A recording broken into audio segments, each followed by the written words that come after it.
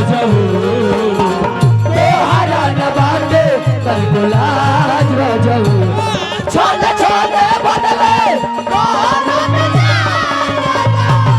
धोखेबाज रजऊ उड़नबाज रजऊ तोहरा आदत पे भइल बयाज रजऊ तोर मिजाज रजऊ उड़नबाज रजऊ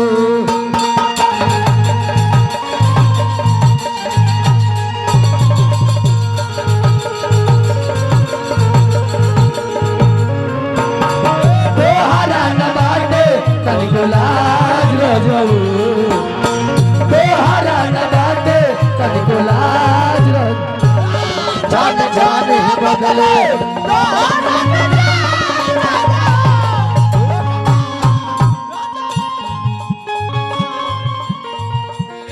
तोहरा आदत से भइल मारा दहिने दहिने गरम मिजाज रजऊ उड़नबाज छने छने बदल पावे से धोखेबाज रजऊ उड़नबाज तोहरा आदत से आगे से गरम मिजाज रजऊ उड़नबाज आर मुस्कान अब जेंगा कुम्हार भाई लोग अपन चाक नचा के हम माटी के बर्तन बनावेला वही चाक जस अपना कमरिया के नचा दो चाक जस नचा दो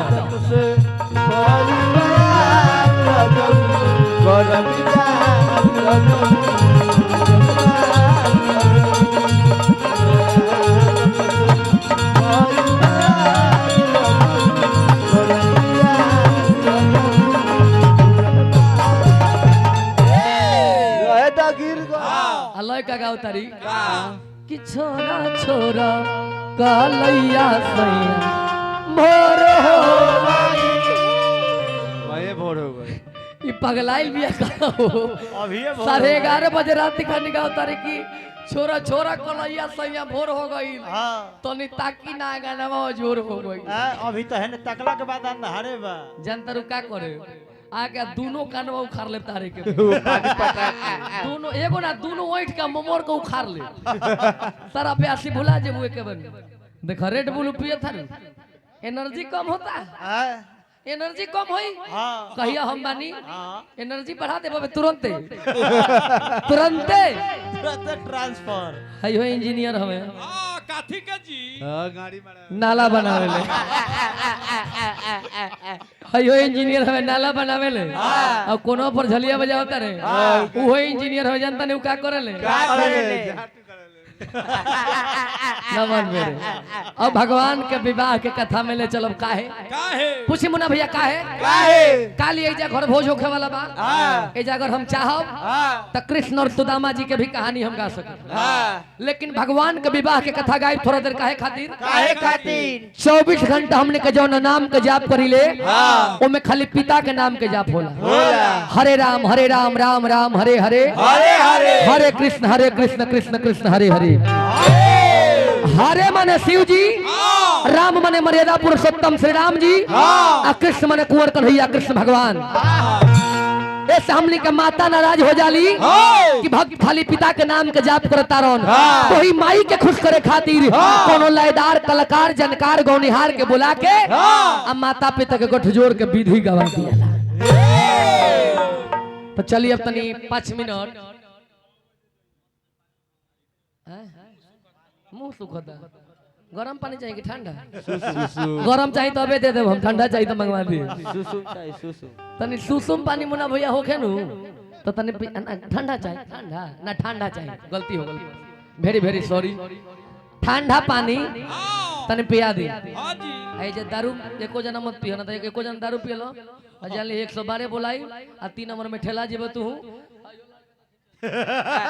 ठीक नो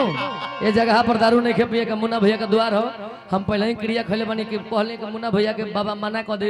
एको जना दारू मत पियो पिए कोई तो गांजा पियो लोग चली बात तो समय के बाद जाऊना बेरा राजा जनक जी के दरबार में धनुष जगरा चाइल बा और देश विदेश के नरेश लोग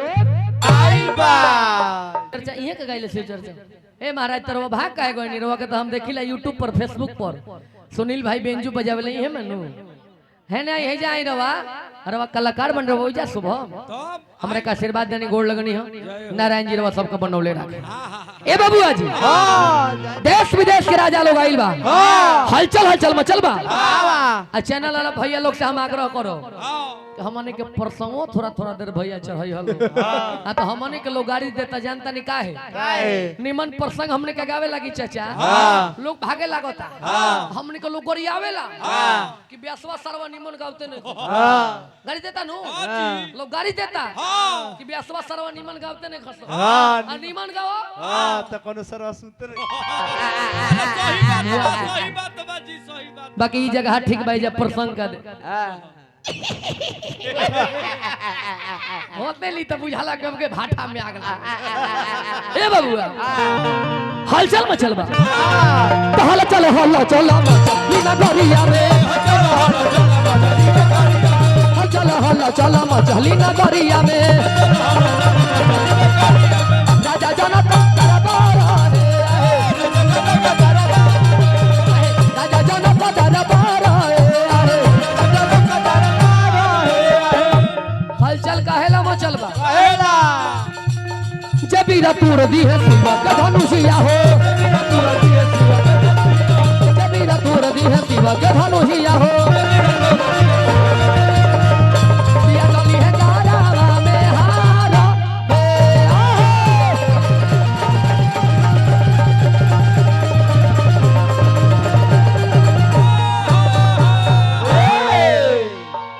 भैया पानी ढार के नहीं पियावे के जेकरा प्यास लगल हो ओकरा मुंह में डीबे उझिल देवे ना ना टोटा लगता टोटी लगता टोटी में मुंह लगा के पी ले। रामनाथ जी निहल कहां मारे कोई ना के टोटी में मुंह लगा के देश विदेश के नरेश सब जुटल बा कहां राजा जनक जी के दरबार में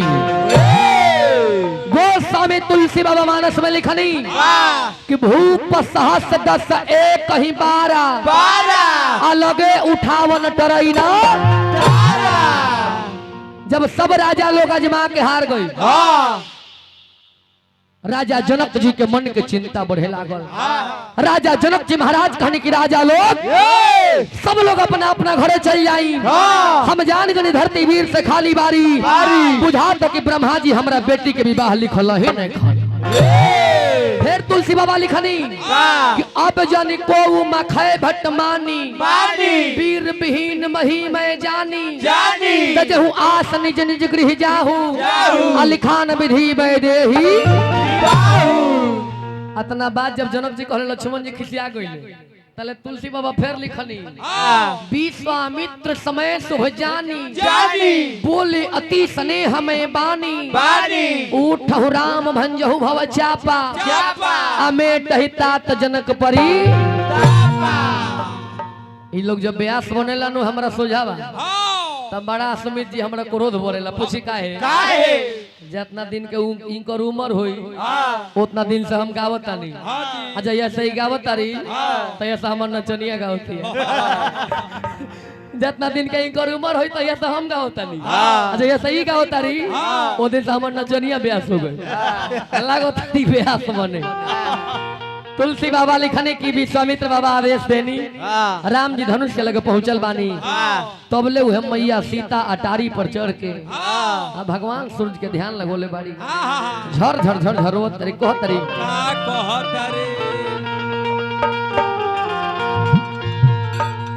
कि उगाला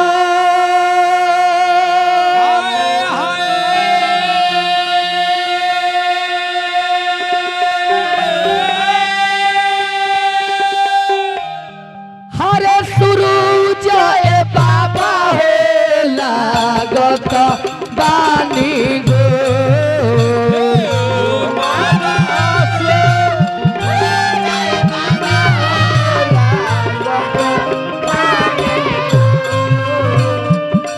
माता जान की झर झर झर झरो तरी कली की बाबा ए बाबा उगाला सो रुजय बाबा हो लागत बानी गोर उगाला सो रुजय बाबा हो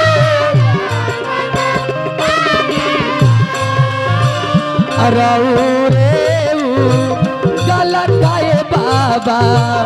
दुनिया हो लाया जो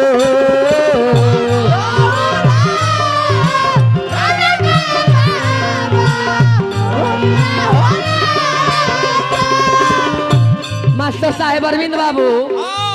व्यास तो कहला नु कि सीता जी जनक जी के बेटी रहली केहू कहू कहला कि धरती माई के बेटी रहली लेकिन सीता जी ना जनक जी के बेटी हई ना धरती के बेटी हई चाचा बैठल बनी व्यास जी सीता जी केकर लड़की हई किताब पढ़ब तब बुझाई कि केकर बेटी हई ना जनक के बेटी हई ना धरती के बेटी हई सीता ये दोनों में केहू के बेटी नहीं मैया जानकी जी कहतरी कि बाबा ए बाबा जनम के दुखिया ये बाबा हो माई बाप नामो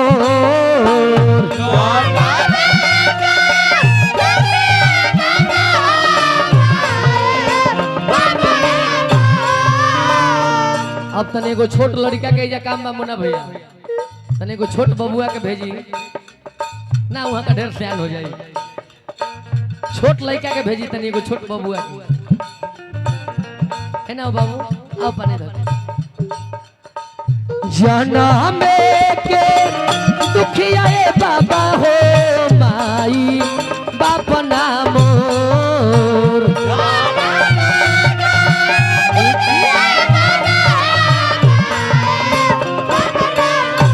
धरती से जा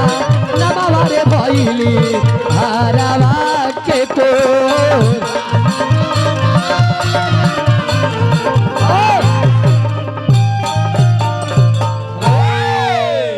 मैया जानकी करुण मिलाप के बैठल बाड़ी बबुआ का नाम हो रहा लइका बबुआ का नाम लइका है का नाम है बाबू बबुआ एक बार इहो को बोले दलो का नाम है राजा बबुआ भागी मत भागी सब मत लइका के भोलवा दे तरस अरे वो नाम का हो अदीत का बबुआ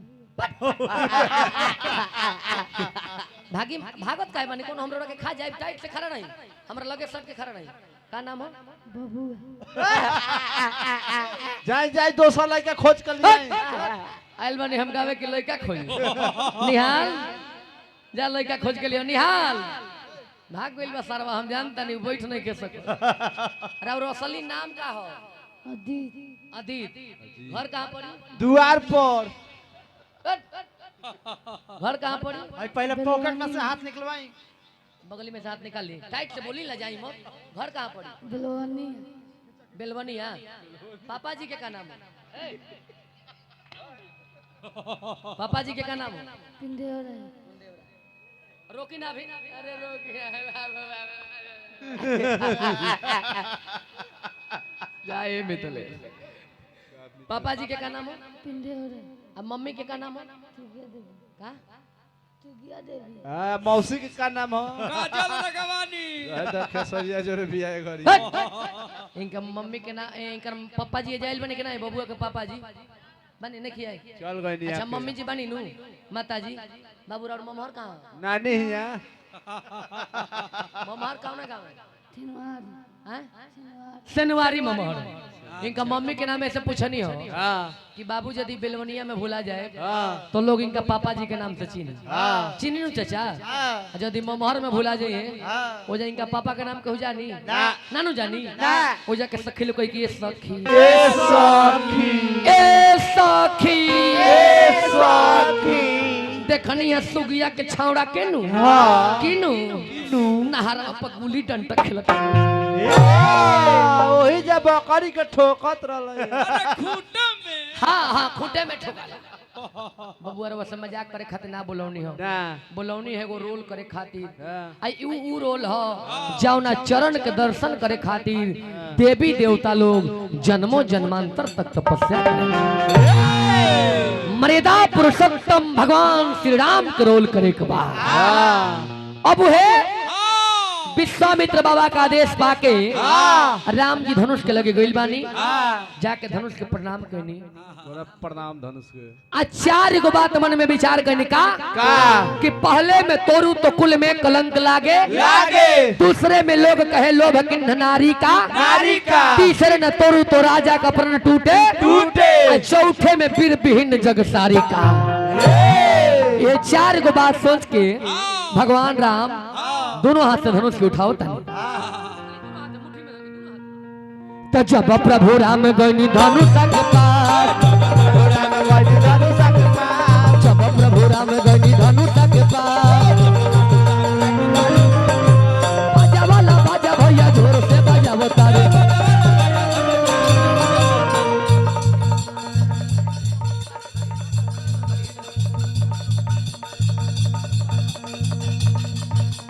हमने के भारत में चाचा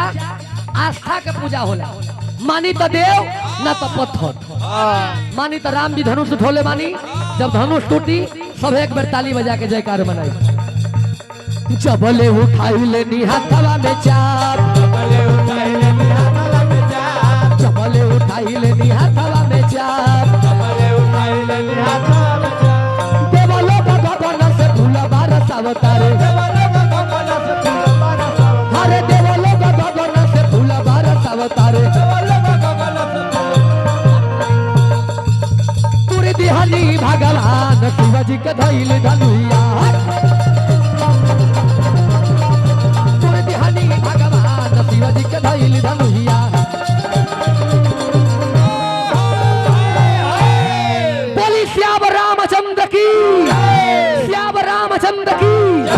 श्याम रामचंद्र की सरस्वती माता की काली बाबा की मोरा माई की प्रसादी बटाए बसान में लिया प्रसादी धनुष टूट गई सखी लोग सुत गई सखी लोग सूत ना गई टूट गई सखी लोग जुट गई हाँ जी सखी लोग कहता कि जान की अब का देरी कोई बाड़ी हाँ तो अब का देरी कोइलू अब का देरी कोइलू डाली दो ना गालावा में माला अब का देरी कोइलू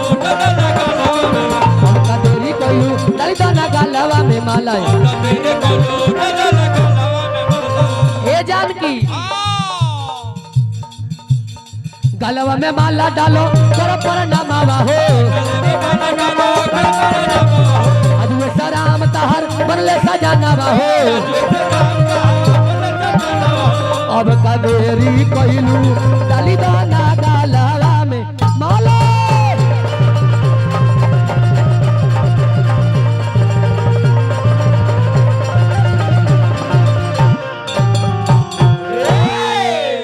ए जवाब मुन्ना भैया धोती ना मंगनी हो धोती हम स्वयं लेके आइल बनी तो नगद दाम भेज दे ए जरा और भेजल फर्ज बनत हाँ जी ए जब प्रमाण बा चाचा ली हाथवा मलवा ली जब धनुष टूटल तबे जब परशुराम जी भी आइल बनी हाँ जी परशुराम जी के संकट समाधान भइल अपना लोक के गइलन अब है प्रमाण बहने आई सामने आई पूर्व पश्चिम कौन है पूर्व पश्चिम हाय हां हे हम ही गड़बड़ा गइल बनी भाई आंख मुदली बाप रे बाप अच्छा ये फेशियल करता रुका बाप हो बाप हता ना फेशियल होला जाइए बबुआ कतना माई और सेवा कइले बड़ी वो भी ले आंख और कीचड़ छोड़ता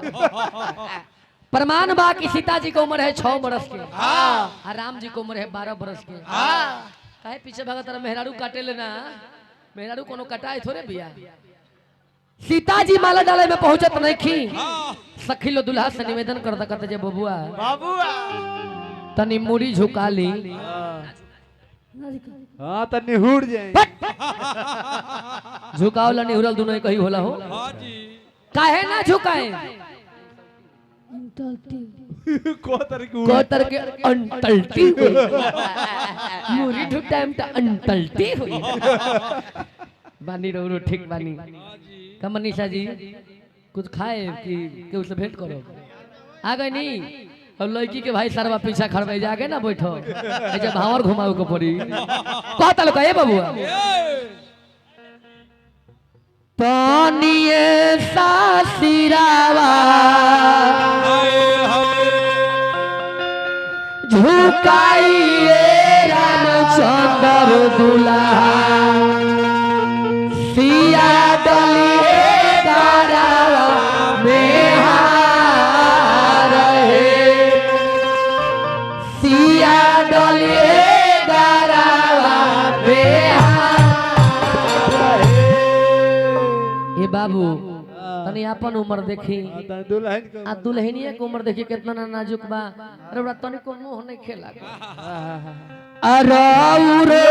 उमरिया दुल्हा बारह बारी सके सिया बारी लड़ी का नादान है सिया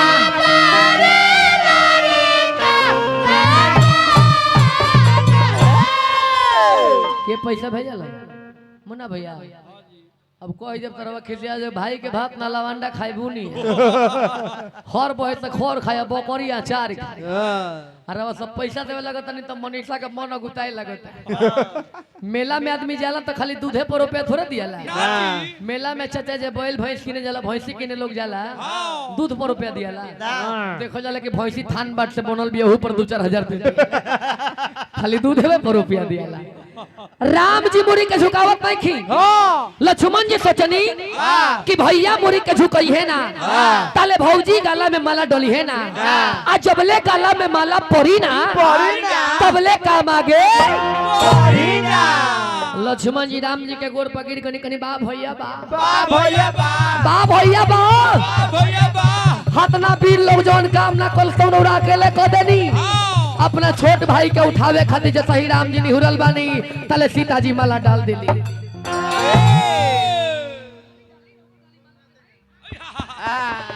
बोली सियावर रामचंद्र की सियावर रामचंद्र की तो पहिरा बोली सिया जी राम के गाला में माला पहिरा बोली सिया जी राम के गाला में माला बोली सिया जी राम के गाला में माला पहिरा बोली सिया जी राम के गाला में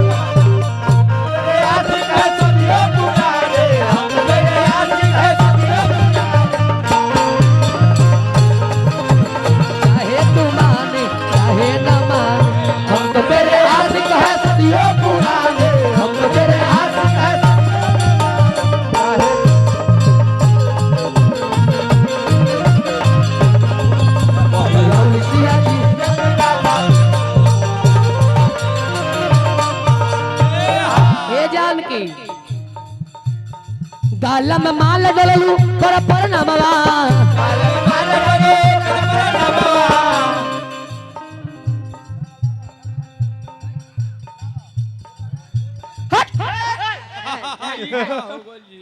मर्द तू तो बेलवनिया के नामे हंसवा दे भैया बात मर्द तू मेरा रू गोड़ लगते तो यो हबड़ हबड़ गोड़ लगो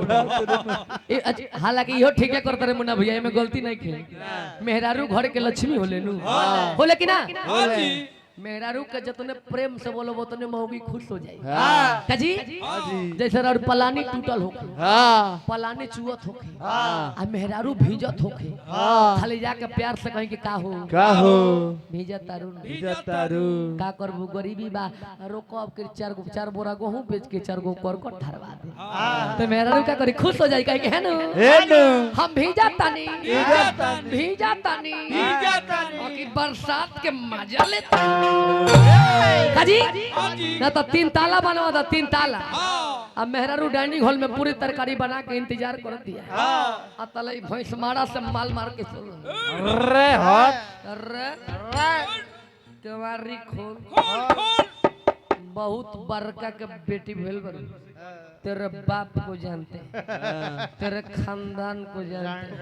तो मेहरारू का करी कोई के काली माई ये ब्रह्म बाबा ये दुर्गा जी इनका के उठा लो बारे तो रोते बनना रही तो रो कर ले जा खत्म कर दुनिया के कोनो मेहरारू चाहे ले मुन्ना भैया के मरद हमर दारू पियो कोनो मेहरारू ना चाहे कि मरद दारू पियो मौकी तो चाहे ले सके कौन मिठाइया खिया देती कि राज हमर गोबर सिंह खानी हो जाए बाकी जाओ ना का महुआ मुहे लगल बा ओकरा मिठाई ठीक लागल त गाला में माल डललू पर बाबा उठावा मेहरारू गोड़ लगतिया अतना झटका से उठावल जाला हिंकर दोनों जना के फोटो ले ली हलो आ हिंकर फोटो भैया लगई हलो फ्रंट पर आगे ताको ना आज वे सलाम तहार बोले सजनवा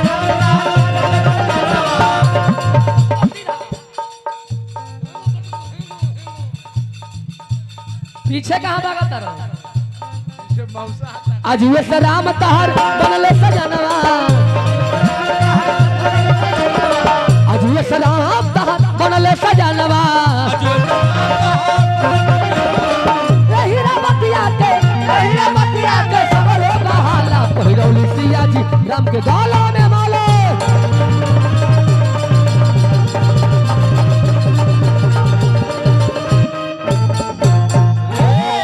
मारा दूल्हा तो डरे काप ए भाई जल्दी कपड़ा खोलो त कापो तरह कहीं गिर जे तो दोसे लगी प्रसंग जरो के प्रेम से बोल दी राजा रामचंद्र भगवान की तने एक बार